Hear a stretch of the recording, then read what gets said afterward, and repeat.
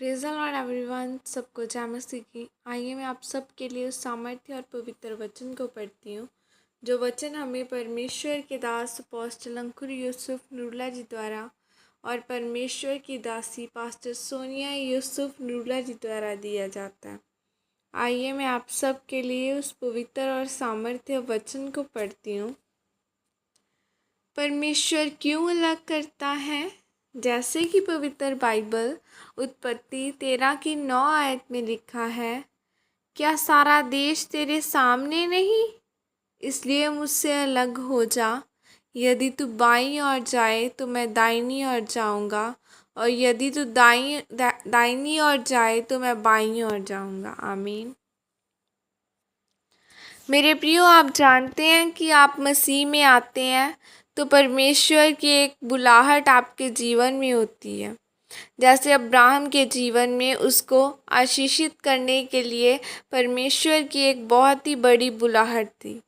जब हम बाइबल में उत्पत्ति 12 अध्याय को पढ़ते हैं तो परमेश्वर ने अब्राहम के साथ एक वायदा किया था कि मैं तेरे वंश को आशीषित करूँगा।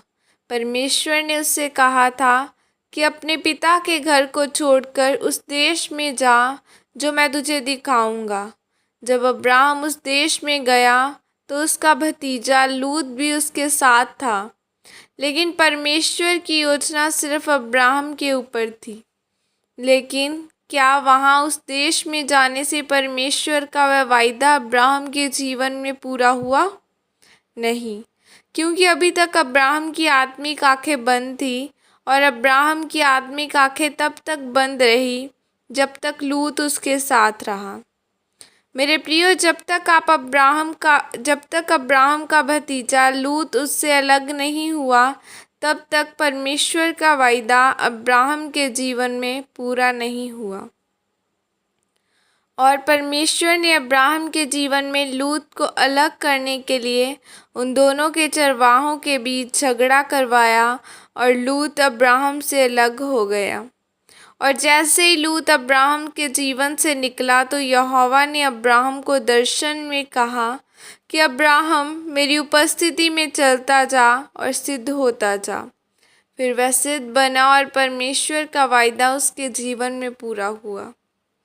मेरे प्रियो, परमेश्वर आपके जीवन से कुछ लोगों को इसलिए निकालता है ताकि आप परमेश्वर की योजना को पूरा कर सकें और अपनी आशीष को ग्रहण कर सकें।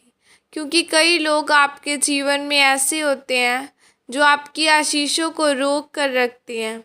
वह आपका प्रिय मित्र भी हो सकता है, आपका रिश्तेदार भी हो सकता है, क्योंकि परमेश्वर आपके जीवन में अलगताई को मांगता है।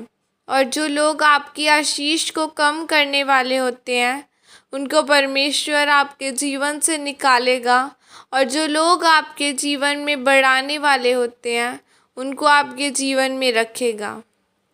हालेलुया।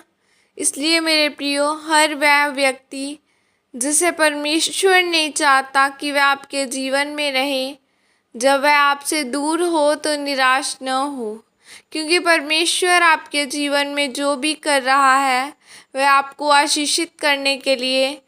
इसलिए आपको सिर्फ परमेश्वर के अनुसार ही चलना है ताकि आपके जीवन में परमेश्वर की मर्जी पूरी हो सके। प्रभु यीशु मसीह के सामर्थ्य नाम में मांगती हूँ, आमीन आमीन। और यह प्रार्थना आपकी तरफ से की जाए। सर्वशक्तिमान परमेश्वर, मैं इस वचन के लिए पिता आपका धन्यवाद करती हूँ। और पिता परमेश्वर, मैं प्रार्थना करती हूँ कि मेरे जीवन में उन लोगों को निकालें जो आप नहीं चाहते कि वह मेरे जीवन में रहे। प्रभु यीशु मसीह के सामर्थ्य नाम में मांगते हैं, आमीन। आइए मैं आप सब के लिए प्रार्थना करती हूँ। सर्वशक्तिमान परमेश्वर, आज के दिन के लिए खुदा हम आपका धन्यवाद करते हैं। पिता परमेश्वर, बाइबल में लिखा है धन्यवाद के साथ स्तुतियों के साथ उसके फाटकों में प्रवेश करो। खुदावना, मैं आपका धन्यवाद करती हूँ पिता परमेश्वर। और खुदावना, आपके वचन में लिखा है कि खुदावना कि तेरे कोड़े खाने के से साथ हम चंगे हो चुके हैं। प्रभु यीशु मसीह के कोड़े खाने से हम चंगे हो चुके हैं। खुदावंद मेरे साथ जुड़े हर एक जन जो बीमार है, आपके नाम के द्वारा चंगाइयाँ इनकी ज़िंदगियों के हिस्से हो। आज का वचन इनके जीवनों में फल लेके आए। शैतान की कोई भी योजना इन लोगों के जीवनों में काम ना कर सके खुदा। और परमेश्वर शैतान की योजनाओं को इन लोगों के जीवनों में से ख़त्म करना। खुदावंद इन सबको आपके पवित्र और सामर्थ्य लहू में कवर करती हूँ।